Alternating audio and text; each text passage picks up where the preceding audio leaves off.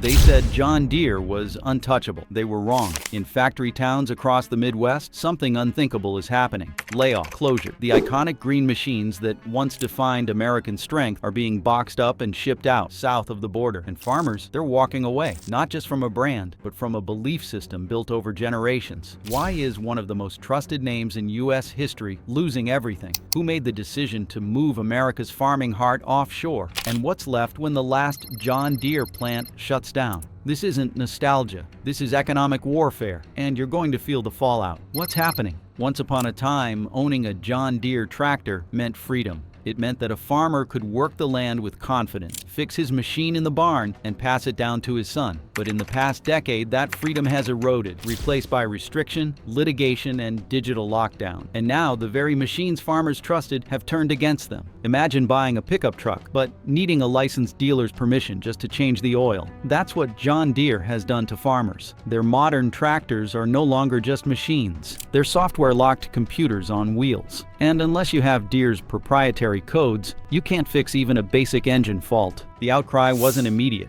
but once it started, it grew into a rebellion. Farmers from Nebraska to Ohio began speaking out, launching the Right to Repair movement with a message that was both simple and defiant. Let us fix what we paid for. The anger boiled over into state legislatures. Lawsuits were filed, bills were drafted, and in some cases, states passed laws requiring John Deere to loosen its iron grip on repair access. But for many farmers, it was too little, too late. Decades of loyalty were destroyed overnight. At farm shows and dealer meetings, older farmers openly questioned whether they would ever buy green again. Brands like Kubota, AGCO, and Case IH started gaining ground, not because they were necessarily better, but because they respected the independence of the American farmer. John Deere had become a digital landlord, one that still held the keys long after the sale was made. And in doing so, they betrayed the very spirit of farming itself, the idea that a man could buy a tool, fix it with his own hands, and keep his operation running. Gone. In its place was a closed ecosystem built on profit, not partnership. And as frustration festered, the economic storm was already gathering on the horizon. But while farmers fought for control, a larger crisis loomed. The markets were collapsing. When the fields go silent, tractors aren't moving.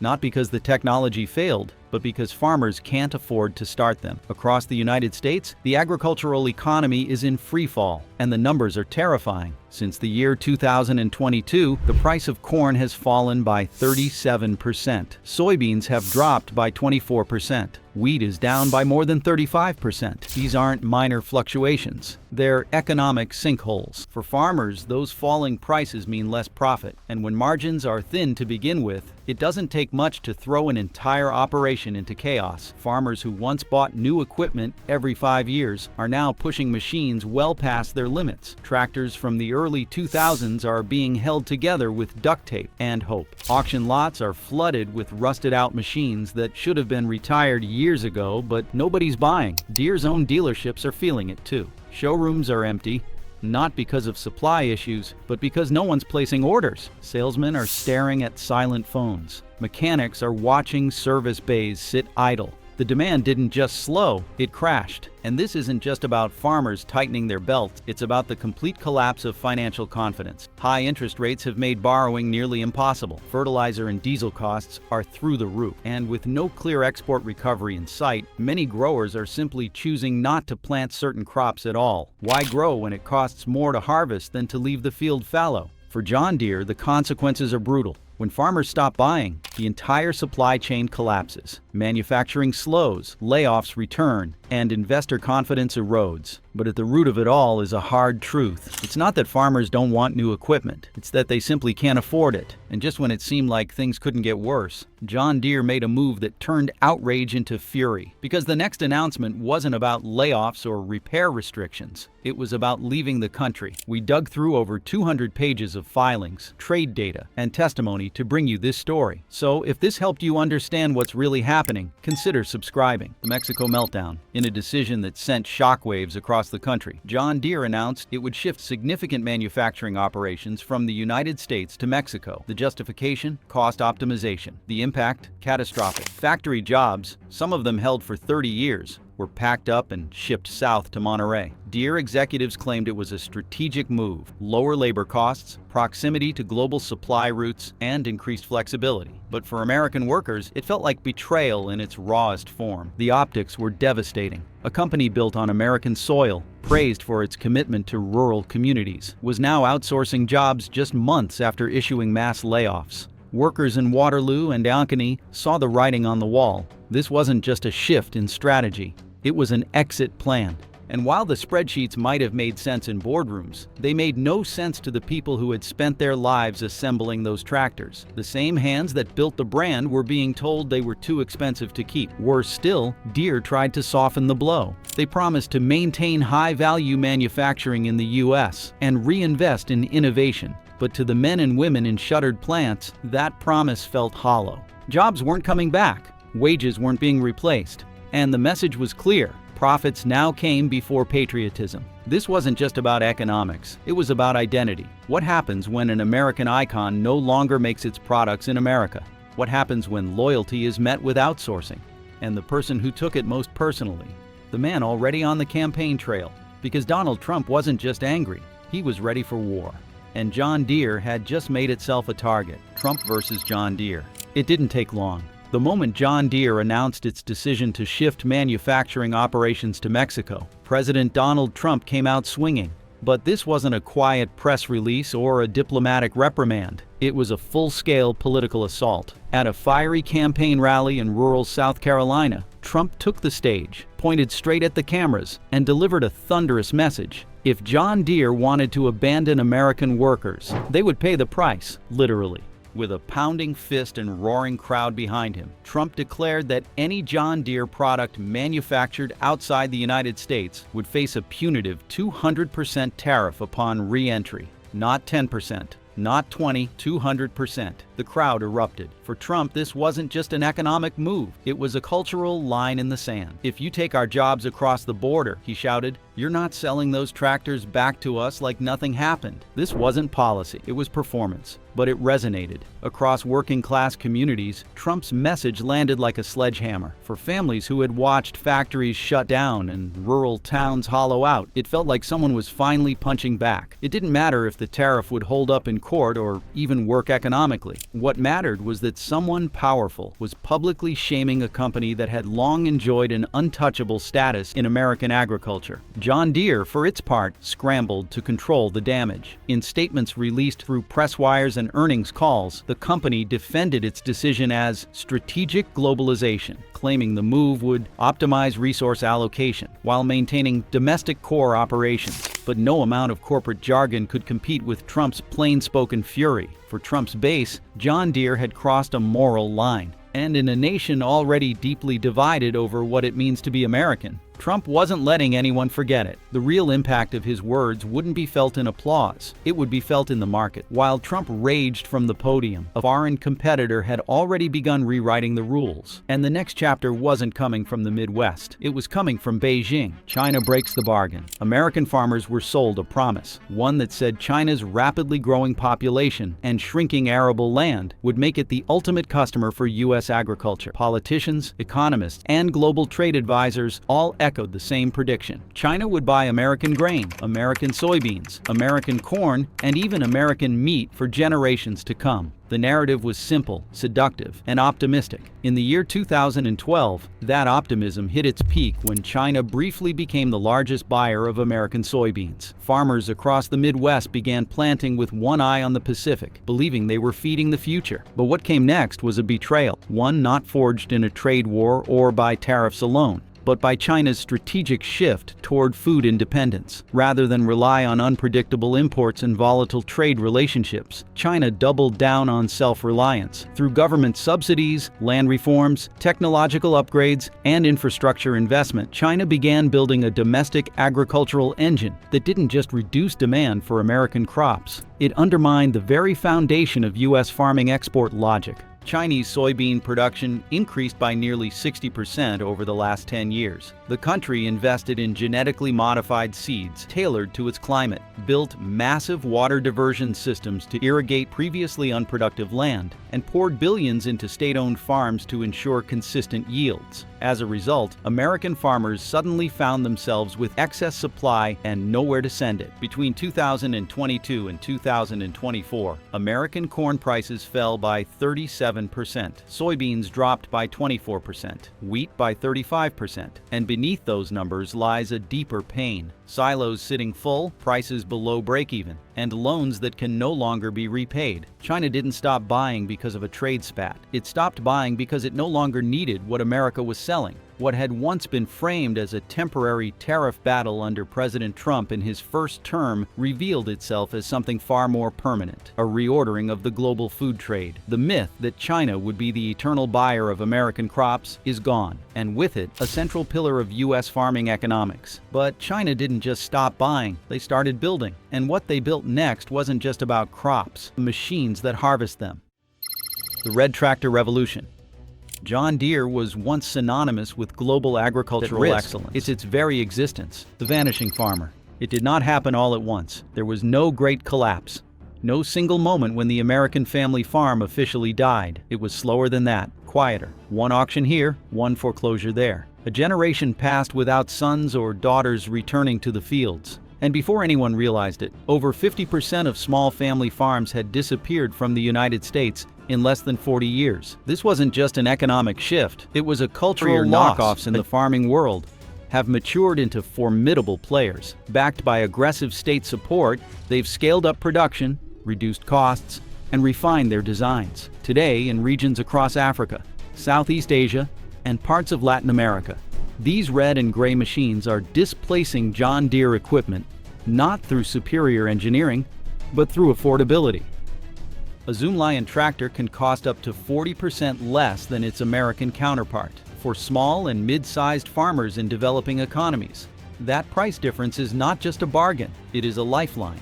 In nations where access to capital is limited and farming margins are razor-thin, the choice is clear. Price beats prestige. Utility beats legacy. John Deere, with its vertically integrated supply chain, premium pricing, and strong American brand identity, has found itself boxed out of markets it once ruled. While Deere continues to develop cutting-edge precision equipment, it's losing relevance in the global middle, where most of the world's farmers operate. And that middle is where growth happens. The consequences are not just financial.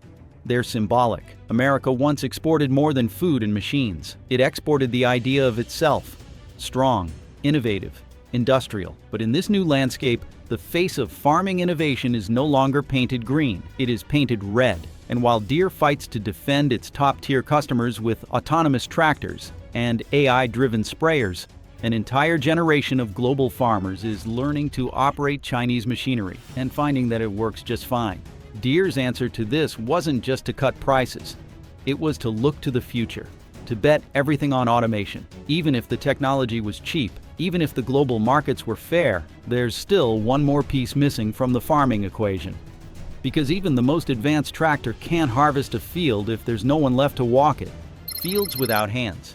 In the fields of California, Florida, and Texas, the crops don't harvest themselves. For decades, American agriculture has depended on immigrant labor, particularly undocumented labor, to plant, maintain, and collect the harvests that feed the country. According to the U.S. Department of Agriculture, over 70% of all farm workers are immigrants. Many of them live in the shadows, with few protections, performing grueling labor for minimal pay.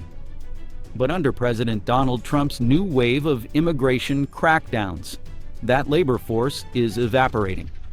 Raids, deportations, and stricter visa policies have already begun to reduce the number of available workers across the agricultural sector, and the consequences are immediate. In 2018, during Trump's first term, farmers in California and Arizona reported entire fields of produce left to rot due to labor shortages. Now, with renewed enforcement, that crisis is returning. Only this time, the stakes are higher. With crop prices already falling and margins razor thin, missing even one harvest can destroy a farm's annual revenue. This labor shortage doesn't just hurt farms, it drives up the cost of food. When fewer workers are available to pick lettuce, strawberries, or apples, supply drops, prices at the grocery store climb, and with inflation still affecting working-class households, that rise becomes a political flashpoint. The irony? Even as automation promises to replace labor, that future is not yet widespread. Most farms still rely on human hands, and without those hands, the entire system begins to collapse. And without it, John Deere's machines, no matter how advanced, sit idle. But even if Deere solves the technology gap, and even if farmers manage to hire enough workers, there's still one force they can't stop, one that doesn't care about trade deals, corporate decisions, or even presidential orders. Because what's coming next isn't political, it's environmental. Even if you have the machines, and even if you find the workers, one unstoppable threat still looms: climate. And this time, it's not just the future of farming that's at risk. It's green and yellow machines graced fields in more than 100 countries, standing as a symbol of American engineering, reliability, and innovation. But over the past 5 years, that global dominance has quietly eroded, replaced by a growing wave of Chinese-made machinery that is cheaper, more accessible, and increasingly good enough. Companies like YTO Group and Zoomlion, once considered inferior knockoffs in the generational fracture. Small farms weren't just businesses, they were birthrights, handed down through sweat and sacrifice, plowed, planted, and harvested by people whose names were carved into the land as much as the soil itself. And now that land was changing hands, not to neighbors or family, but to massive agricultural conglomerates. For the remaining family farmers, survival has become a daily act of rebellion. They face impossible odds, while corporate farms receive bulk rate deals on equipment, fertilizers, and transportation. Small operators scrape by with personal loans, rising costs, and no safety net. Their yields are lower, their labor costs higher, and their access to political influence practically non-existent. Federal subsidies have only deepened the divide. Despite public rhetoric about preserving the American farm, most government assistance disproportionately flows to massive agribusinesses with legal departments, accountants, and lobbyists. Small farmers, often operating alone or with limited staff, struggle to even access the systems built to support them. It's not neglect. It's institutionalized exclusion. Walk into any Midwestern county and you'll find the same story. Third-generation farmers selling their land not out of greed, because it's the only way to pay off decades of debt. Machinery auctions no longer feel temporary. They feel like eulogies. And with every acre sold, a piece of rural identity disappears forever. But what makes this trend so devastating isn't just the economic loss, it's the emotional rupture. Farming, for many, was never just a job. It was a philosophy, a way of life rooted in independence, persistence, and care. Losing that means losing a core part of America's cultural DNA. And if you think the crisis ends with ownership, think again. Because what's making farming even harder isn't just finance, it's the planet itself. But even for those farmers who managed to hold on to their land, the next fight wasn't with Washington or Wall Street, it was with the sky above. Climate versus crops. Droughts used to come once a decade. Now they come every other year. Floods that once struck randomly now arrive in patterns. Fires that once seemed unthinkable in farmlands now tear through California, Texas, and the Pacific Northwest with terrifying regularity. In the past 5 years alone, American agriculture has faced more climate disruption than in the previous 3 decades combined. In the Midwest, historic droughts have left millions of acres barren, forcing farmers to abandon entire seasons. In the South, torrential rains have drowned crops during critical planting windows. And in the West, fire season is no longer a season. It's a year-round threat, but weather is just the beginning. Warmer temperatures have created ideal conditions for pests and plant diseases that once thrived only in tropical zones. Now they're reaching as far north as Michigan and Pennsylvania. Corn rootworm, soybean rust, armyworms. The list grows longer every year, and so do the costs of fighting them. Farmers now spend more on crop protection than ever before. But even with new chemicals, advanced forecasting, and insurance, many still lose the fight. A single missed window, a single unpredictable frost, and an entire year's profit can vanish overnight. John Deere has responded with a suite of high-tech solutions: autonomous sprayers, predictive soil sensors, electric irrigation systems. But here's the brutal truth: most small and medium-sized farmers can't afford them.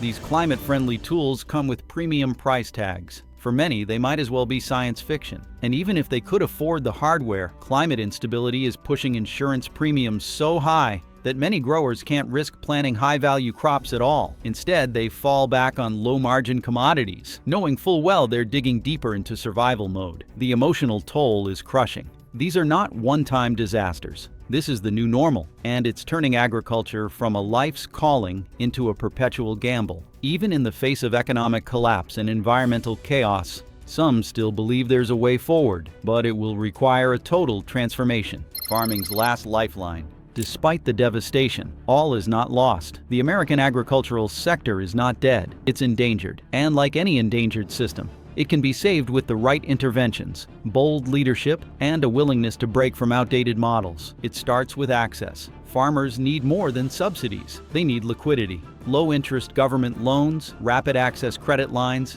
and seed funding for new crops could change the trajectory of thousands of small farms overnight. Some states have already piloted these programs with remarkable success, but they remain isolated pockets in a fractured national system. Next comes trade. America's once dominant export markets are drying up, but not irreversibly.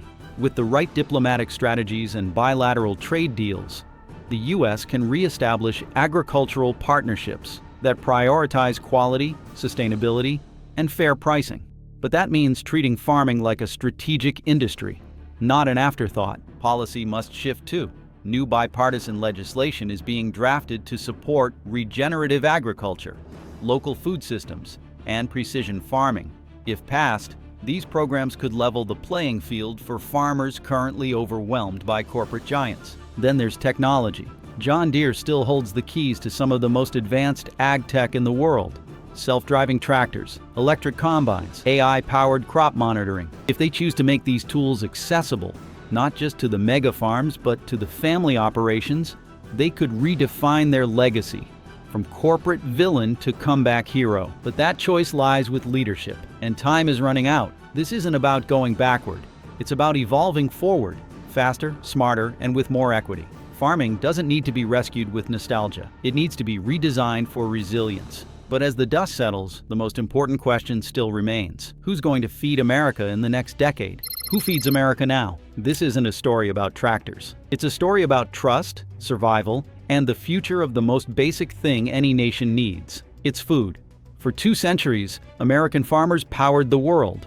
They supplied grain to distant continents, fed entire armies, and became the silent backbone of a booming superpower. But now that backbone is cracking.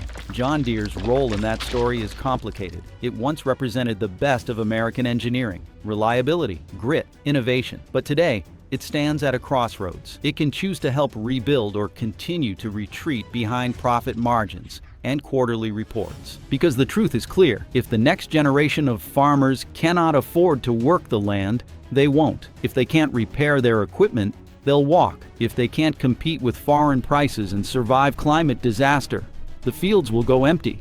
And when that happens, when small farms go silent, corporations take over.